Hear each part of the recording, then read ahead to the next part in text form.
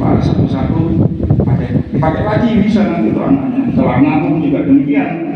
Ya, tapi kalau memang tidak bisa dibuka, terpaksa harus menggunakan gunting dengan kita menggunting searah dengan jahitan.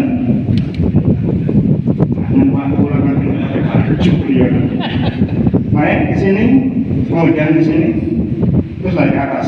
Nanti ini buka ini. Dimiringkan, ya, termasuk bajunya juga. Ya, ambil jahitannya ini. Kalau ini bisa dibuka pakai benihnya, ya mau dibuka. Ya, intinya baju, celana, semua masih ada nilainya. Jangan dibuang sia-sia. Kemudian taruh di kain di tempat sampah bagian pakaian jenazah. Ya. Kita anggap ini beliau sudah takut buka aratannya. Terus kita mulai mengganti dengan jahit untuk kita siap memandikan jenazah. Aurat tadi laki-laki di mana? Pusar sampai betul, itu aurat besarnya. Cara mengambilnya, kain jangan dibuka, ini pun ditarik, taruh dulu kainnya, kemudian baru ditarik dari bawah. Coba. Tidur.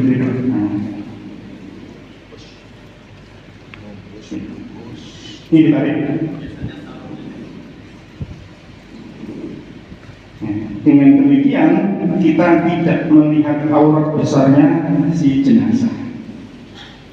Nanti praktek di lapangan akan memudahkan kita kalau kita terbiasa. Ya. Kemudian langkah berikutnya apa? Kita bersih.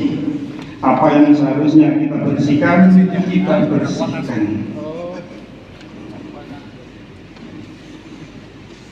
Kita butuh yang namanya potong kuku. Kita lihat kukunya panjang-panjang atau tidak. Kalau tidak, alhamdulillah, termasuk yang sebelah sana kaki, masya Allah beliau sudah bersih. Kemudian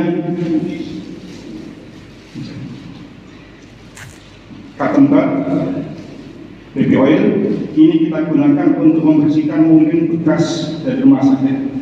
Mungkin ada infus, bekas-bekas medis kita bersihkan, termasuk mungkin telinga yang harus kita bersihkan karena kotor, bisa juga dengan menggunakan cotton bud, tapi pelan-pelan, karena ini terlalu tajam, pelan-pelan. Nah, dibantu dengan apa yang mungkin kurang bersih, dibersihkan pelan-pelan aja, jangan terlalu masuk ke dalam telinga, sakit. Bagian agak luar diperkirakan saja, dan tidak harus mengharuskan masuk ke dalam telinga, tidak harus. Sekiranya di bagian luar ini sudah bersih, insya Allah sudah cukup. Oke. Lanjut. Kemudian kita mulai untuk setelah dianggap ini tidak ada semua yang perlu dibersihkan, maka kita mulai untuk membersihkan jenazah dengan dimiringkan. Kita bantu.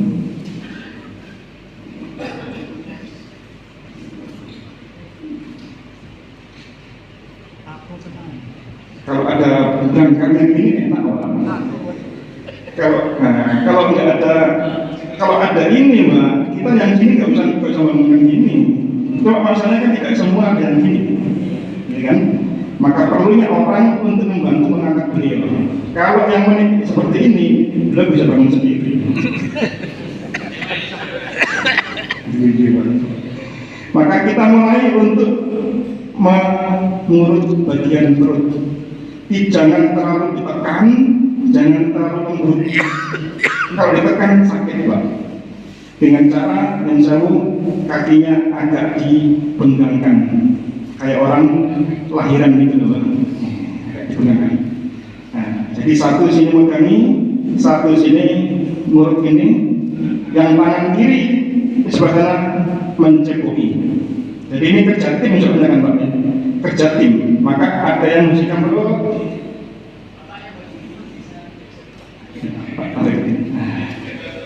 Nah, ya, ini perut tekan bawah, insya Allah akan keluar. mungkin agak dibuat sedikit aja, biar kelihatan. Walaupun ini nanti baca asnya ditutup ya, biar kelihatan. Kita ambil dengan tangan kiri, ya kita cebuin. Nanti kalau ini bagiannya agak nekung gini lah, tempat mandikan itu enak. Jadi tangan bisa masuk ke dalam. Kalau lurus gini agak susah. Karena apa? Nanti ini kotorannya akan pergi ke sana kemari dan tangan akan sulit untuk masuk.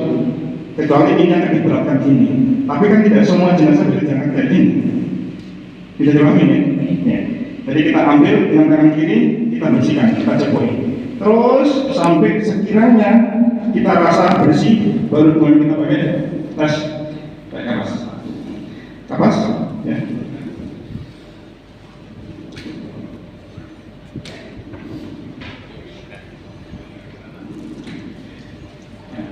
Bagian bawah Pak, lihat ya. Karena mungkin kalau malam kan penerangan tidak jelas, boleh pakai senter untuk memastikan kalau kotorannya memang sudah betul-betul bersih. Pastikan dengan menggunakan kapas. Masukkan teksturnya pantat itu seperti apa, panjang masukkan ini. Nanti pastikan ke tim ini sudah bersih ataukah masih ada berwarna selain warna kapas. Kita katakan oleh tim, oh masih kotor, kita ulang kembali, kita siram lagi, kita semprot lagi, kita cepuki lagi, sampai kita ambil lagi kapas berikutnya, dilihat bersih, sudah sepakat semua bersih, alhamdulillah selesai. Cuma prakteknya tidak semudah ini, ya, karena bisa jadi bisa lama, tergantung dari si jenazah dalam mengeluarkan kotoran. Kalau dia baik-baik saja dalam segi kesehatannya, insya Allah tidak banyak yang keluar. Ya. Ini tahap pertama sebelum kita masuk ke mandian, merawat bersih-bersih. Gampangnya kita sering mengatakan ini adalah bagian bersih-bersih. Saya cut dulu, silakan kalau ada yang bertanya. Jadi untuk tanya jawab praktek sesi silakan tanya, silakan.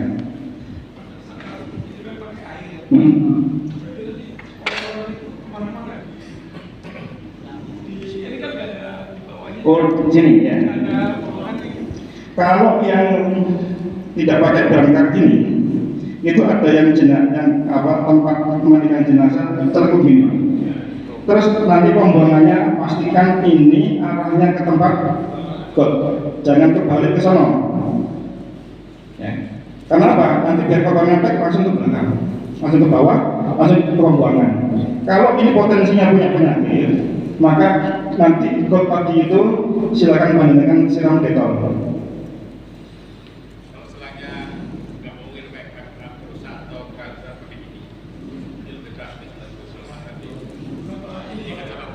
Oh, setelah pembuangannya, ya. Pembuangan.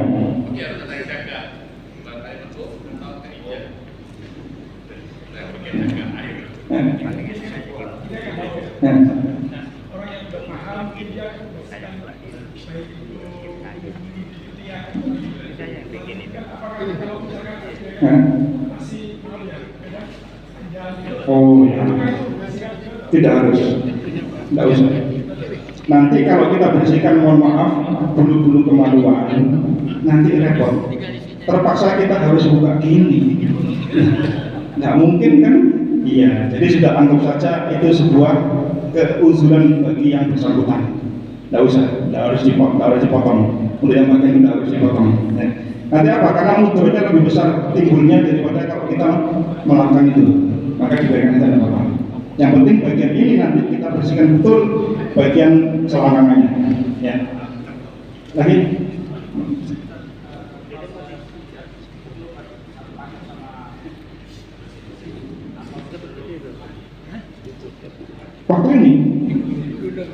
Waktu ini perut ini dengan mandinya bersihkan lagi. Oh, yang keras tadi sebelumnya. Iya, baru saja meninggal tadi di bawah tadi sempat kelewatan. Kalau ada yang kaku dan seterusnya, melepaskan persendian tadi sebelum ke sini. Ya, sebelum ke sini di bawah tadi. atau di tempat tidurnya kita lemaskan dulu, baru kita bawa ke sini. Sehingga ketika pas di sini kondisinya sudah dalam kondisi normal untuk kita mandikan. Lagi yang lain? Tadi disampaikan bahwa yang berhak memandikan jenazah salah satunya adalah pasangan. Ya. Kita tahu bahwa tidak semua orang Indonesia itu terampil, apalagi yang punya kompeten seperti bapak yang di depan. Nah, kemudian kapan saatnya pasangan ini, saya yang meninggal adalah laki-laki, kemudian kapan istrinya itu berhak untuk masuk ke dalam ruangan yang ini, sehingga nanti bapak-bapak yang saya nanti diminta bantuan ini juga ya adabnya kan kalau wanita sama perempuan kan tidak boleh. Ya, sama.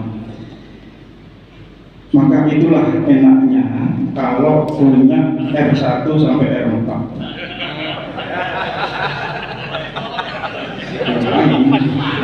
Satu di sini, satu di itu enak. Tapi kan kita semua tidak seperti itu. Tapi istri kita pengen gitu loh, memberikan yang terbaik suaminya, begitu kan maksudnya kan ya.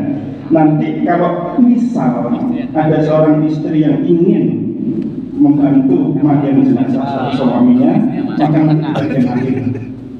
Kapan mungkin waktu menyiramkan siraman kapur barus yang terakhir. Tim silakan keluar dulu, biar ibunya yang membantu atau menyiramkan bagian terakhir, itu boleh. Kalaupun tidak juga tidak mengapa, diikhlaskan saja. Kecuali tadi punya lebih dari satu, tapi insya Allah akan lebih mudah. Yang makanya biar mereka semua soalnya. Karena untuk membuat ini susah loh Pak. Berat loh ini. Berat ini. Apalagi dia sendirian seorang wanita, berat. Maka biarkan tim saja yang bekerja. Nanti kalau istrinya pengen minta bagian terakhir saja, kita keluar dulu sebentar, dikasih arahan Bu ini begini, silakan beliaunya untuk ikut menyiramkan bagian terakhir. Boleh. Insya Allah diperbolehkan. Demikian. Apa?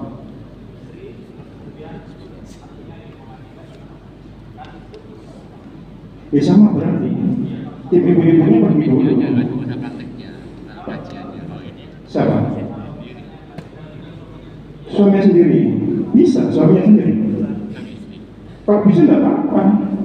Tidak apa-apa. Tidak masalah.